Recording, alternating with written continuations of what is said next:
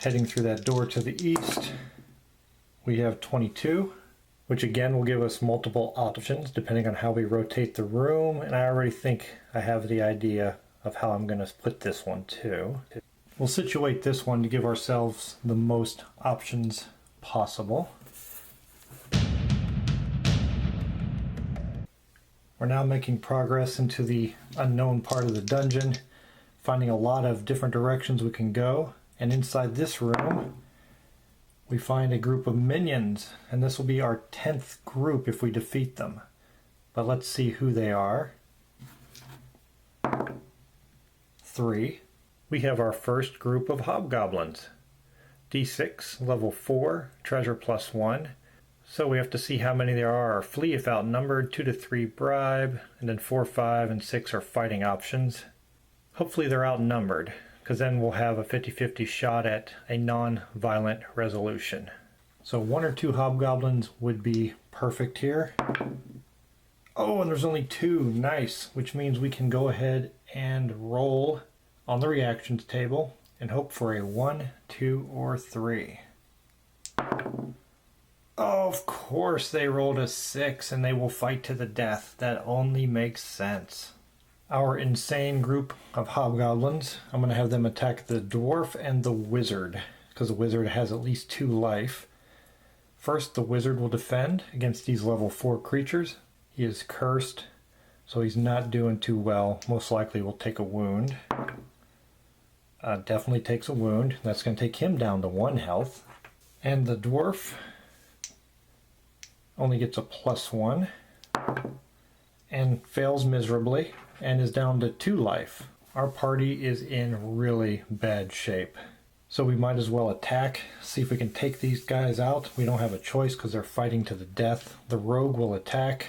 We outnumber the minions so he can add his level.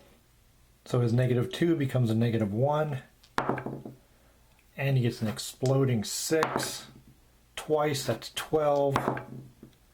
18. 19, 20, 21, 22 -1 is a 21, and the rogue loses his mind and kicks and punches 2 hobgoblins to death. And that was our 10th group of minions, and I believe the rogue earned the chance to do an XP roll again. So, anything but a 1 rogue. You can do it, buddy.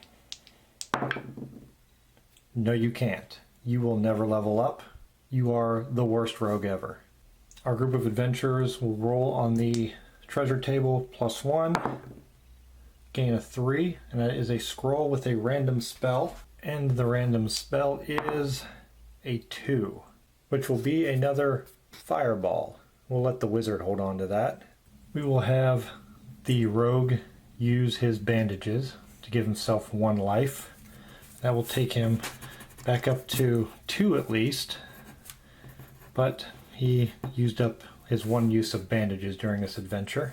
And we will now do the same for the dwarf. He'll use up his bandages, taking him back to 3 health. And he's used potion and bandages, so there's nothing that's going to heal him. We got a tough road ahead of our group. Things are not going very well for our group. We have a dwarf with 3 life, a rogue with 2, and a wizard with 1. We have a rogue that is incapable of gaining level twice. The rogue also has no weapons, even though he demonstrated he didn't need them against the hobgoblins, that's for sure. We'll go ahead and head to the east and hope we can find something that can help us. Everyone has used bandages, and we have no healing potions. We already found a fountain, so no luck there. Our only hope is to find this final boss and get super, super lucky. So we will head through the corridor to the east. Through the eastern corridor we have a 24. Another room with many options, but we don't want a lot of options. We want to get out of this dungeon soon.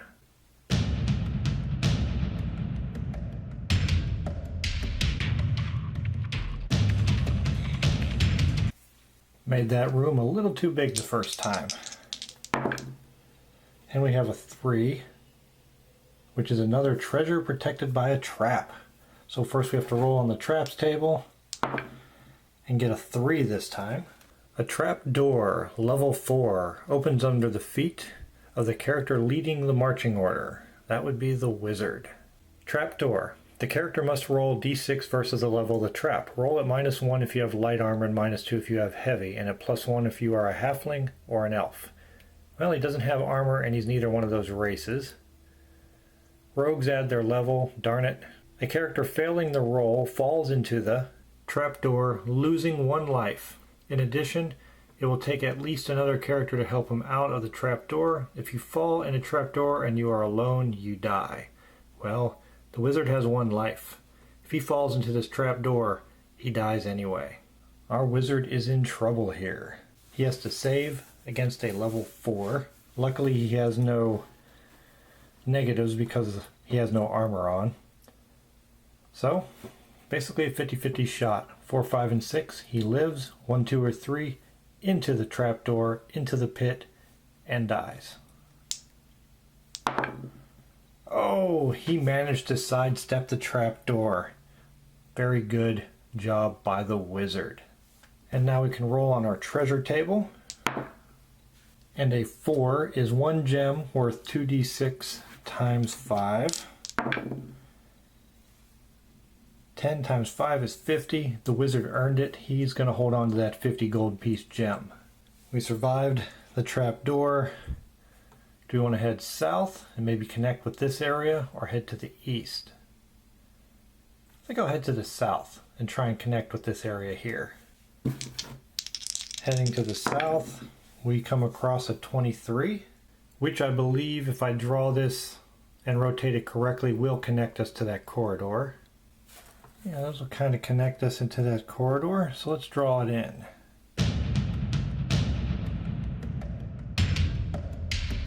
I think that's fair.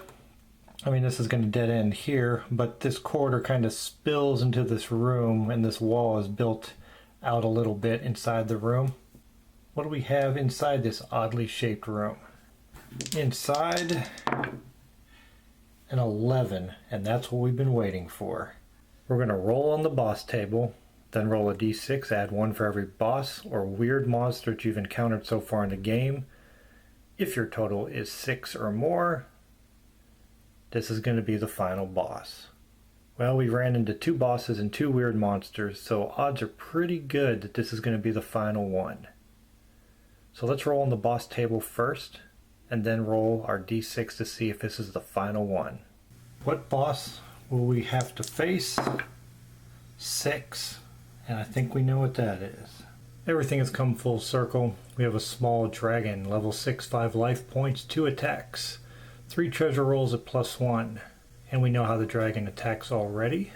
We have our reactions there, but first, let's see if this is the final boss. If so, we're going to have to give it a shot. We've already encountered 2 weird monsters and 2 other boss creatures, so we're going to add 4 to this roll. So anything other than a 1 means we are facing the final boss, and we are definitely facing the final boss. Since this is the final boss, our dragon will have 6 life instead of 5, because the final boss gets 1 additional life, and it's going to get 3 attacks instead of 2, because again the final boss gets 1 additional attack. This is going to be a very, very difficult fight. Our wizard has 1 life, our dwarf has 3, and our rogue has 2. Our rogue has no weapon. We don't have anything that can heal us. The wizard does have a fireball scroll and a lightning bolt spell, which we'll probably need to employ right away. And we're going to rush in and fight right away. The fireball scroll will do nothing. Fireball scrolls or fireball spells don't affect dragons anyway. So we'll start with the wizard using his lightning bolt spell. He is a level 3, so he can add his level when attacking with spells. And the lightning bolt spell does 2 damage to a boss. So we're going to hope all goes well, and we can at least get a hit here. And we still need a good roll, because this is a level 6 creature. We get to add 3 on because of his level when attacking with spells. That will work. We can't do more than 2 damage with the lightning bolt spell, otherwise I'd go ahead and re-roll that 6. Or not re-roll, but roll and add it on, but we don't need to in this case. So we are going to do 2 damage with the lightning bolt. Our wizard started things off well. Got 2 wounds out of the 6 needed. We don't have to concern ourselves with the halfway point because the final boss fights to the death. Before the dwarf goes, let's give our rogue a shot. He's fighting barehanded against a dragon, so only a 6 will help him. Oh, he didn't get it, so he missed. Or maybe he just decided not to give it a shot. Now we have our dwarf, who is going to be +3 because of his level, and +1 because of his warhammer. So he's going to rush at the dragon, hammer over his head, ready to take a mighty swing. We're operating at a +4, and he gets a 5, so that is 9. That's not enough to do more than 1 wound, but we're halfway there. Another bit of damage inflicted on our final boss, but now it gets to attack. The dragon gets 3 attacks. On a roll of 1 or 2, it's going to breathe fire. 3, 4, 5, and 6, it'll bite at 2 random characters. Its first attack will be a biting attack, and it'll be at 2 random characters. Our marching order is wizard, dwarf, and rogue. It's going to snap at the rogue twice. I just read the rules again, and it says that when you roll to see what the dragon does, whether it breathes fire or attempts to bite 2 random characters, which can be the same character, that is its 2 attacks. If it does the breath weapon, that counts as both attacks. If it does the bite, that counts as both attacks. But the boss gets an additional attack. Now I'm having a hard time understanding, if I add on an additional attack when it initially had 2, does that mean I would count that second attack as half? For example, if it rolled to breathe fire, that would be a normal breath attack, and then if it rolled to bite, instead of trying to bite 2, it would only try and bite 1. I'll think about that, but this initial attack we know is going to be 2 biting attempts at the rogue.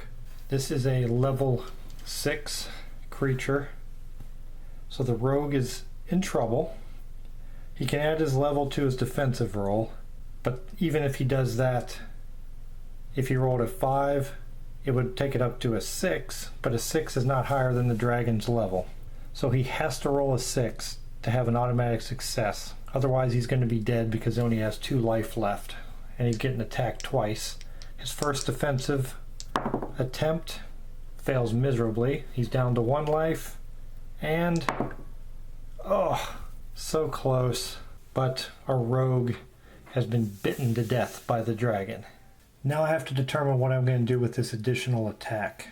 I think what would happen would be is I would roll to see what it does, and either it breathes fire or it would attack just 1 character, since it's only 1 attack instead of the 2 initial that it got.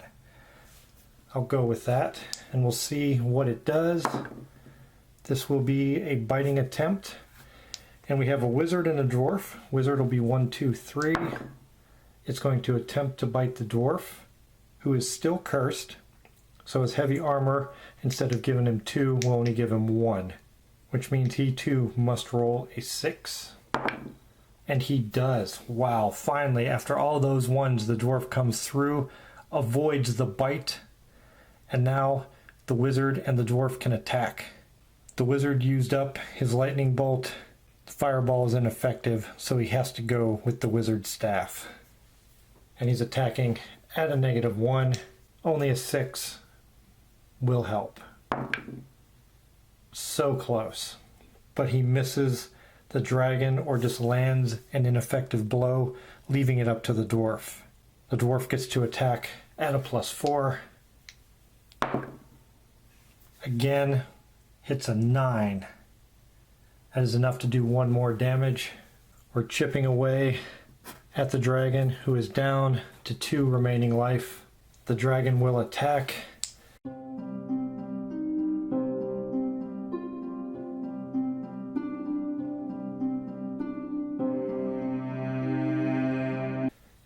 With its initial attack, and it will attempt to bite 2 random characters. Again, the wizard is 1, 2, 3.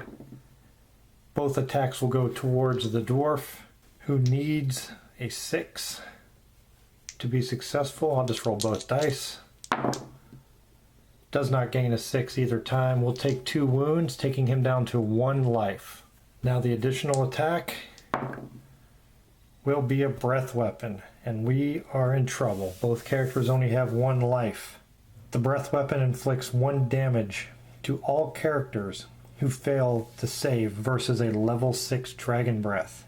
Each character adds half of their level, rounded down. Both of our characters are level 3, so 1.5 rounded down to 1, so they're going to get a +1 to their roll. So a 5 or a 6 will save them. Starting with the wizard, the fire consumes him and he perishes. And the dwarf does not make his savings throw. The dragon's breath has burnt the remainder of our party to death. And that is a total party kill. Everyone has perished.